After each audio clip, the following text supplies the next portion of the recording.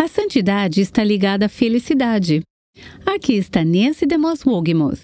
Precisamos nos livrar dessa ideia errônea de que se você vai ser santa, significa que você vai ter os lábios franzidos, ou será carrancuda, ou que estará sempre azeda como um limão.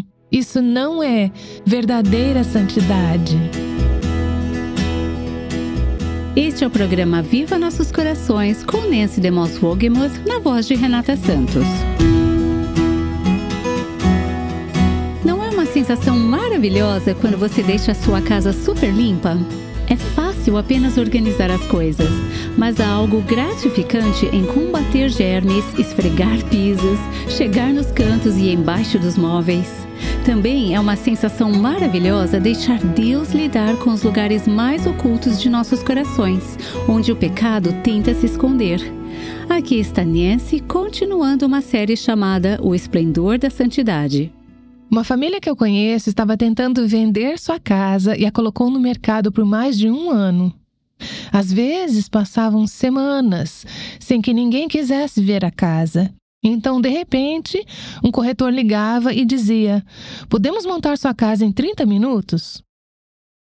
Você pode imaginar a corrida maluca que se seguia enquanto a mãe tentava deixar a casa apresentável. Naqueles momentos frenéticos de crise, ela se tornou realmente habilidosa em transformar a sua casa, habitada com a bagunça normal das crianças, em um showroom em tempo recorde. Ela ria enquanto me explicava como ficou criativa com isso. Ela aprendeu a esconder a roupa suja, a louça suja e outros itens domésticos fora do lugar, em lugares onde os compradores em potencial dificilmente olhariam, como dentro da secadora de roupas. Ela dizia que eles não olham lá ou no banco de trás do carro da família na garagem.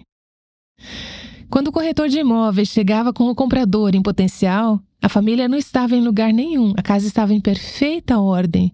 Pelo menos era assim que parecia. Mas ela tinha que torcer para que ninguém olhasse nenhum canto de muito perto. Como você se sentiria se a campainha tocasse amanhã de manhã às 8 horas e você fosse até a porta e descobrisse que tinha uma visita surpresa de parentes distantes que você não via há 15 anos, que planejam ficar 1 semana e estavam ansiosos para fazer um tour pela sua casa? Você teria que se apressar para evitar constrangimentos? Tenho que te dizer que se você viesse à minha casa hoje, eu teria que me apressar. Eu não arrumei minha cama essa manhã. Deixei livros e papéis relacionados a esta série por toda parte. E não acho que gostaria que ninguém viesse à minha casa sem pelo menos um pequeno aviso hoje. Provavelmente existem alguns armários, algumas gavetas que você não gostaria de abrir, a menos que você tenha acabado de fazer uma grande limpeza anual. Provavelmente não vai querer que seu convidado não olhe muito de perto para ver toda a poeira em lugares fora do alcance, o sol brilhando nas janelas manchadas ou teias de aranha em cantos. Mas, como cristãos, somos chamados a manter uma vida que pode ser visitada por estranhos a qualquer momento, sem constrangimento. Um compromisso com a santidade significa ter uma vida que está sempre pronta para ser visitada, uma vida que está aberta para inspeção, uma vida que pode resistir ao escrutínio, não apenas nas coisas óbvias, mas também nos lugares escondidos, onde a maioria das pessoas talvez não pense em procurar. A maioria dos cristãos aprendeu a fazer uma rápida arrumação em suas vidas sempre que outras pessoas aparecem para dar uma olhada. Nós vamos à igreja, sabemos como fazer a família e a nós mesmas parecerem arrumadas quando precisamos estar em exibição pública. Aprendemos a manter uma boa aparência, a parecer bem por fora. Mas aqui está o verdadeiro teste. O que as outras pessoas descobririam se olhassem mais de perto para nossas vidas? Este foi um dos principais problemas que Jesus teve com os fariseus de seu tempo. O problema não estava em seu comportamento exterior. Eles eram tão obcecados obcecados em receber os elogios dos homens, que eram verdadeiros artistas. Eles sabiam como agir e fazer o certo, colocar os pingos nos is. Eram muito bons nesse negócio de cristãos profissionais. Jesus conseguia ver dentro de seus corações, quando as pessoas que os fariseus estavam tentando impressionar não conseguiam ver. Você já notou quantas vezes nos evangelhos diz: Jesus, conhecendo seus pensamentos, disse-lhes? É um pensamento um pouco assustador, não é? Ele consegue enxergar no mais profundo do nosso ser, onde outros não podem ver, o coração. E com os fariseus, era aí que estava o problema. Como Jesus destacou aos fariseus, não é que o que está por fora seja irrelevante. O que Jesus queria que eles entendessem é que o que está por fora é insignificante se estiverem cobrindo o que está no coração. Ele queria que eles entendessem que é inútil apresentar essa imagem espiritual polida e imaculada se estivermos mascarando uma sujeira subjacente. Jesus chamou isso de hipocrisia. Quando ele falava com pessoas que tinham esse problema, sua resposta não era branda, não era suave. Mateus 23 é um dos trechos onde Jesus realmente abordou esse problema de frente. Deixe-me ler para você vários versículos a partir do versículo 23 de Mateus 23. Jesus disse: "Ai de vocês." E ai é uma palavra forte de denúncia. É uma palavra forte de crítica, de repreensão. Ai de vocês, escribas e fariseus. Colocando em perspectiva aqui, Jesus estava se referindo aos bonzinhos, entre aspas. Os teólogos, por assim dizer, os pastores de seu tempo. E Jesus disse a eles: ai de vocês, escribas e fariseus, hipócritas. Porque vocês dizimam o endro e o cominho, suas especiarias, todas as pequenas coisas. Vocês observam o mínimo detalhe da lei. Então ele continua: vocês dizimam em tudo, mas negligenciaram os assuntos mais importantes da lei: justiça, misericórdia e fidelidade. Vocês devem praticar estas coisas, as pequenas coisas, sem omitir aquelas, as mais importantes. Guias cegos, vocês coam um mosquito e engolem um camelo. Vocês perderam a perspectiva, vocês não percebem o que é importante. Ai de vocês, ele diz pela segunda vez, mestres da lei e fariseus e hipócritas, vocês limpam o exterior do copo e do prato, mas por dentro eles estão cheios de ganância e cobiça. Fariseu cego, limpe primeiro o interior do copo e do prato, para que o exterior também fique limpo.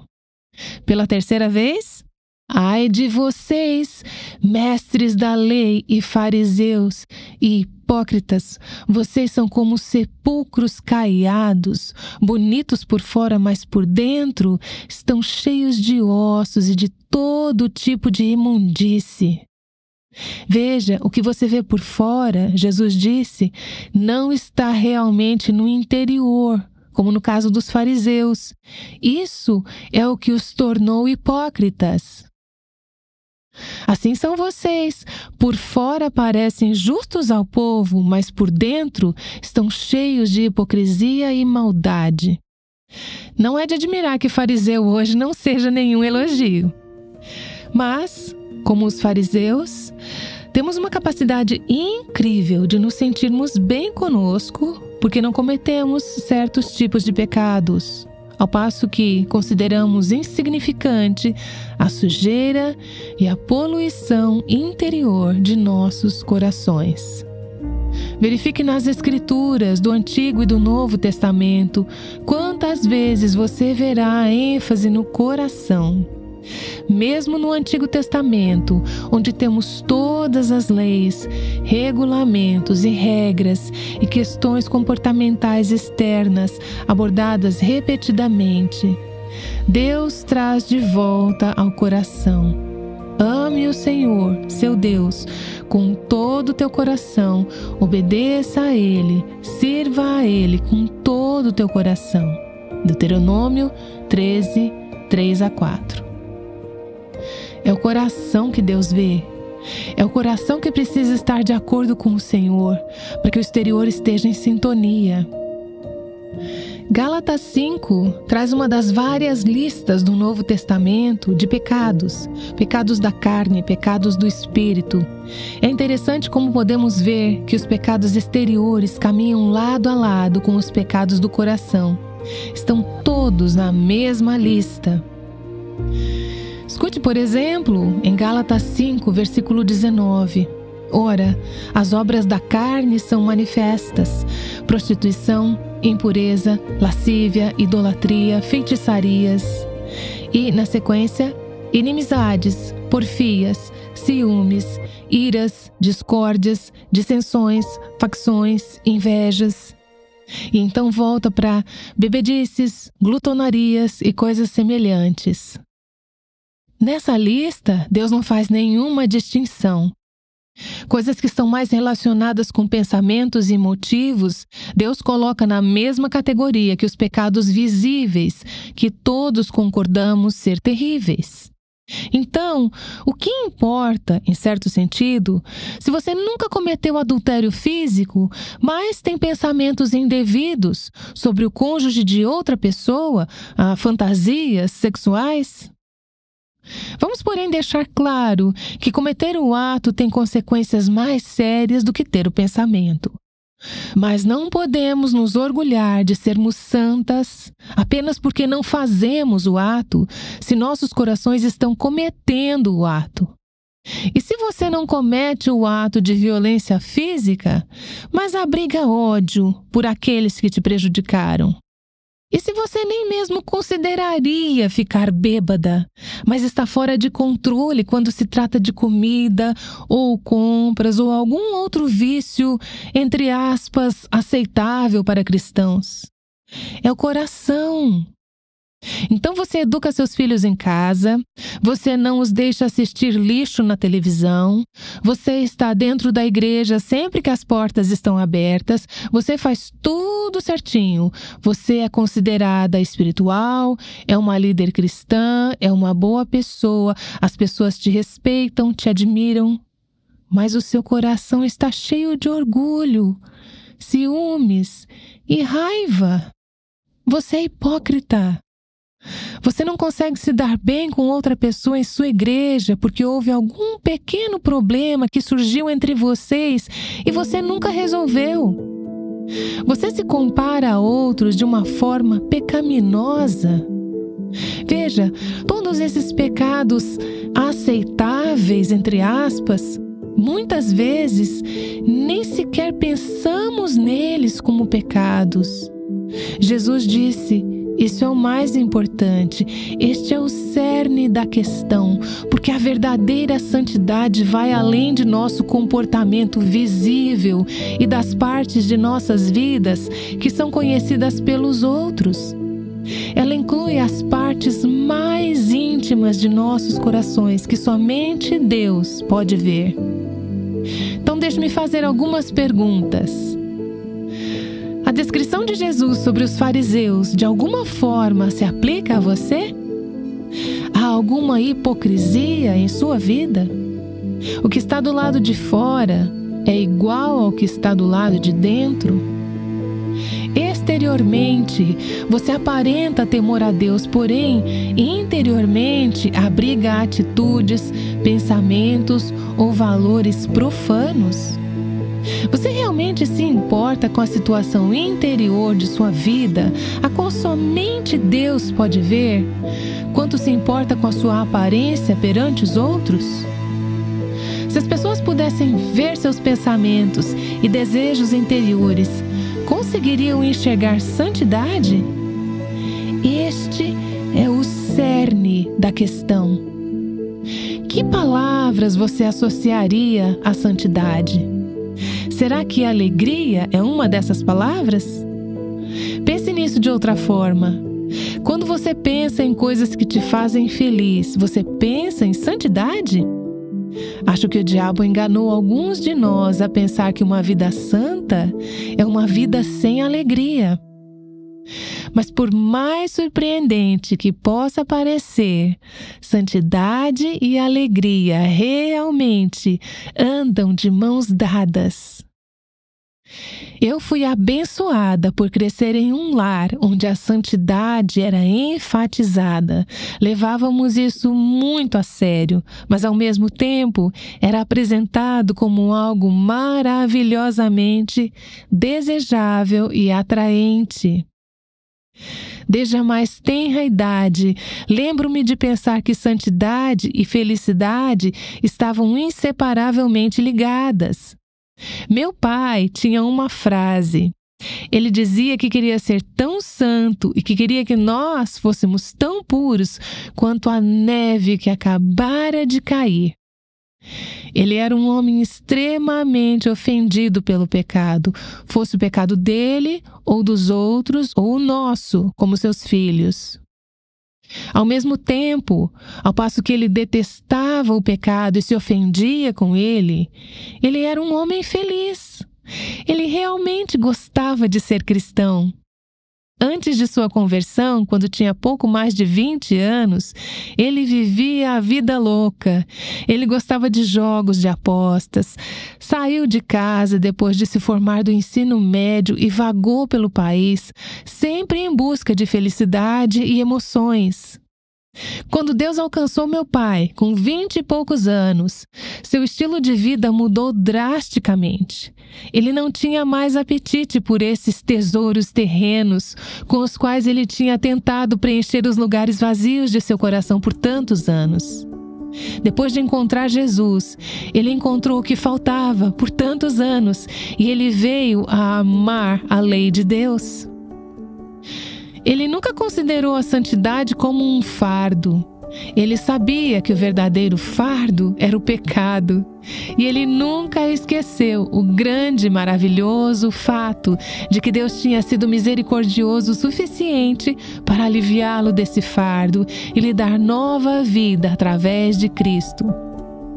Tanto no Antigo quanto no Novo Testamentos, vemos uma descrição tremenda do Senhor Jesus que faz essa conexão entre alegria e santidade.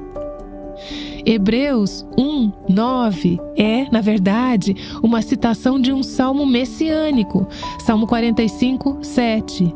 E em ambos os trechos diz de Jesus: amaste a justiça e odiaste a iniquidade. Por isso Deus, o teu Deus, te ungiu com óleo de alegria mais do que a teus companheiros. Jesus amou a justiça, ele odiou a impiedade. Agora podemos imaginar alguém que tem um amor apaixonado pela santidade e um ódio intenso pelo pecado, como alguém sem alegria, tenso, rígido. E, na verdade, eu me vejo assim muitas vezes porque, naturalmente, me concentro mais nas expressões externas da santidade e, às vezes, esqueço a relação interna do coração que está na raiz da santidade. Mas, na verdade, nada poderia estar mais longe da verdade quando se trata de verdadeira santidade. Não é uma vida sem alegria, tensa e rígida. O resultado da vida de Jesus foi que ele amou a justiça, ele odiou a impiedade. O que acabamos de ler? Portanto, como resultado, Deus, o teu Deus, te ungiu, a Jesus. A alegria vem de Deus, é o fruto do Espírito. Ele te ungiu com um óleo de alegria mais do que a teus companheiros. O resultado da vida santa de Jesus foi uma alegria transbordante, uma alegria que superou a de qualquer pessoa ao seu redor. Isso era verdade para Jesus, será verdade para qualquer pessoa que, como Jesus, ame a justiça e odeie o mal. Lembro-me de alguns trechos nos Salmos, acompanhe comigo se você tiver sua Bíblia. Primeiro, o Salmo capítulo 4. Nesse capítulo, você pode ver essa conexão entre a santidade e a alegria, ou santidade e alegria. Podemos chamar isso a alegria da santidade. No Salmo 4, versículo 2, o escritor fala sobre aqueles que amam palavras vãs e buscam mentiras. Ele está falando sobre pessoas ímpias. Em seguida, nos versículos 3 a 5, por contraste, ele fala sobre o seu próprio amor pela santidade e o seu desejo sincero de agradar a Deus. Por exemplo, saibam que o Senhor escolheu o piedoso, o Senhor ouvirá quando eu o invocar. Quando vocês ficarem irados, não pequem. Ao deitar-se, reflitam nisso e aquietem-se. Então podemos perceber um contraste aqui. Essas pessoas ímpias, não santas, que amam palavras vãs e buscam mentiras. Ele diz, mas essa não é a maneira como quero viver. Eu quero ser piedoso, não quero pecar. Quero oferecer sacrifícios que agradem ao Senhor. Quero confiar no Senhor. Qual é o resultado na vida do salmista de amar a santidade e rejeitar o pecado? Olhe para o versículo 7. Tu puseste, o tu é Deus, tu puseste mais alegria no meu coração do que eles, aqueles que não amam a santidade, do que eles têm. Quem são eles? São aqueles que não amam a santidade, aqueles que falam palavras vãs e buscam mentiras. São aquelas outras pessoas que não têm um coração para a santidade. O salmista disse, encheste o meu coração de alegria, alegria maior do que a daqueles que têm fartura de trigo e de vinho. Ele está dizendo que eles têm muitas bênçãos temporais. Eles podem ter colheitas abundantes. As coisas podem correr bem em suas vidas. Eles podem pensar que estão muito felizes. Mas ele diz, tu puseste mais alegria verdadeira, duradoura e profunda em meu coração, à medida que tenho aprendido a amar a santidade e a rejeitar a impiedade. Eu tenho mais alegria do que qualquer pessoa ao meu redor poderia ter, mesmo com tudo indo bem em suas vidas, mesmo que o seu trigo e o seu vinho se multipliquem e sejam ricos. Se eles têm tudo o que alguém poderia querer, eu tenho mais alegria do que isso. Porque, em última análise, a alegria não vem de nossas circunstâncias, ela vem de um relacionamento correto com Deus. O fruto da santidade é a alegria. Vejamos agora o Salmo 32. Esta é a oração que Davi fez depois de ter cometido adultério com Batseba. Ele havia pecado gravemente e depois se arrependeu. Ele havia recebido a incrível misericórdia de Deus. Ouça seu testemunho pessoal a partir do versículo 1. Como é feliz aquele que tem suas transgressões perdoadas e seus pecados apagados. Como é feliz aquele a quem o Senhor não atribui culpa e em quem não há hipocrisia. Quem Davi está dizendo que é a pessoa feliz? Quem é a pessoa alegre? A pessoa alegre é aquela que confessou o seu pecado. É a pessoa que recebeu a misericórdia de Deus, que retirou o fardo do pecado, que concordou com Deus sobre o seu pecado e se arrependeu e abandonou o seu pecado. Essa pessoa é abençoada. Alegria, felicidade, bênção, esses são os frutos da santidade. Então precisamos nos livrar dessa ideia errônea de que se você vai ser santa, significa que você vai ter os lábios franzidos, ou será carrancuda, ou que está sempre azeda como um limão. Isso não é a verdadeira santidade. Agora, se você estiver tentando ser santa externamente, sem ter um coração santo, isso fará você ter lábios franzidos. Isso fará você ficar carrancuda. Isso fará você ficar azeda.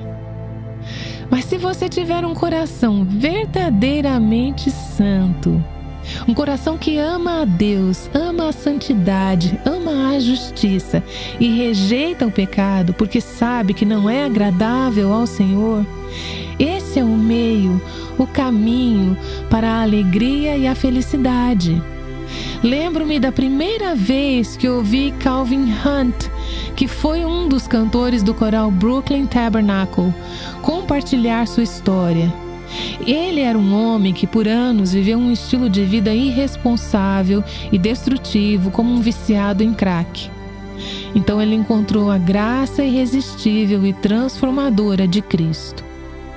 Até hoje, quando ele conta a sua história, ele irradia uma alegria incontrolável ao testemunhar o trabalho purificador de Deus em sua vida. E então ele levanta a sua poderosa voz tenor e canta uma música que se tornou a sua marca registrada. Eu estou limpo, eu estou limpo, eu estou limpo pelo sangue do Cordeiro, eu estou limpo. Eu gostaria de poder cantar. Ele tem uma voz maravilhosa, mas quando ele canta, você vê essa alegria, essa felicidade. Ele não estava feliz quando ele era viciado em crack. Você pode dizer, bem, eu também estou feliz por não ser viciado em crack. Mas você não está feliz quando está vivendo cheia de si mesma com orgulho, raiva e amargura. Essas coisas não nos fazem felizes. Podemos pensar que estamos felizes quando estamos apenas alimentando nossa carne, fazendo o que nossa carne quer que façamos, mas estamos escravizadas, estamos em cativeiro quando vivemos sob o domínio do pecado.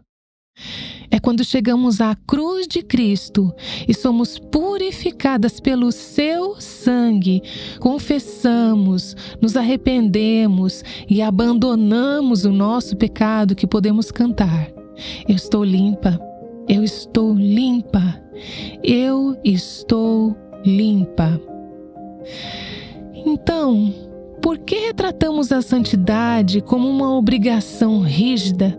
Quando, na verdade, ser santo é ser limpo, é estar livre do peso e do fardo do nosso pecado. Porque gostaríamos de nos apegar ao nosso pecado, embora ele nos dê prazer por um tempo. Se não desse, não o cometeríamos. Não seríamos atraídos por ele se não houvesse um prazer momentâneo. Mas por que gostaríamos de nos apegar ao nosso pecado mais do que um leproso se recusaria a se livrar de suas feridas purulentas se tivesse a oportunidade de ser curado de sua lepra?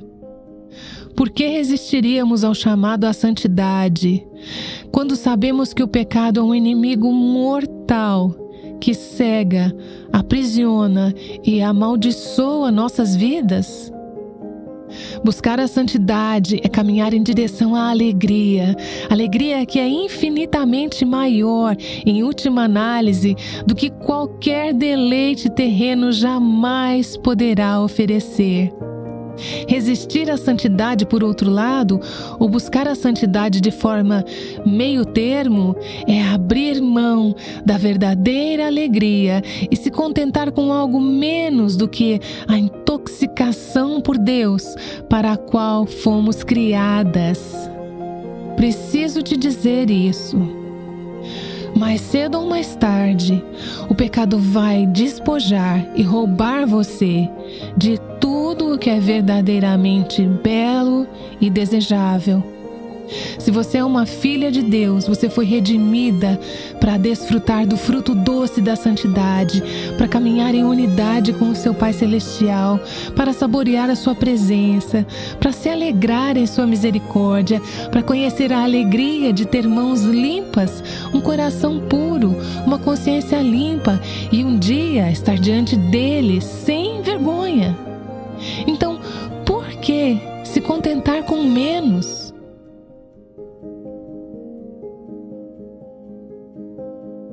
Você já percebeu como a santidade pode ser algo emocionante?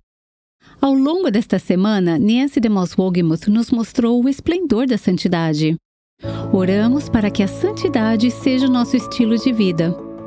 Ao longo deste último mês, realizamos uma campanha de doação em prol do Aviva Nossos Corações. Se porventura você foi tocada a contribuir, queremos manifestar nossa mais profunda gratidão por sua generosidade. Essa demonstração de apoio nos enche de ânimo e esperança. A sua participação nos inspira e nos motiva a continuar dedicados a esse ministério que tem abençoado a vida de tantas mulheres. Temos grande expectativa sobre tudo que Deus tem preparado para esse ano, através do Aviva Nossos Corações. Suas contribuições nos capacitam a fazer a diferença na vida não só das mulheres, como de famílias inteiras. E esperamos que você esteja tão animada quanto nós para testemunhar as bênçãos que virão em nossos esforços contínuos. Mais uma vez, nosso sincero agradecimento por fazer parte deste ministério. Por gentileza, interceda por nós para que possamos exercer uma gestão sábia e responsável dos recursos que Deus está provendo e que Ele guie cada real ou dólar destinado a este ministério para alcançar o maior número de mulheres que falam a língua portuguesa. O Aviva Nossos Corações é o ministério em língua portuguesa do Revive Our Hearts, com Nancy DeMoss Wogemuth, chamando as mulheres à liberdade, à plenitude e à abundância em Cristo.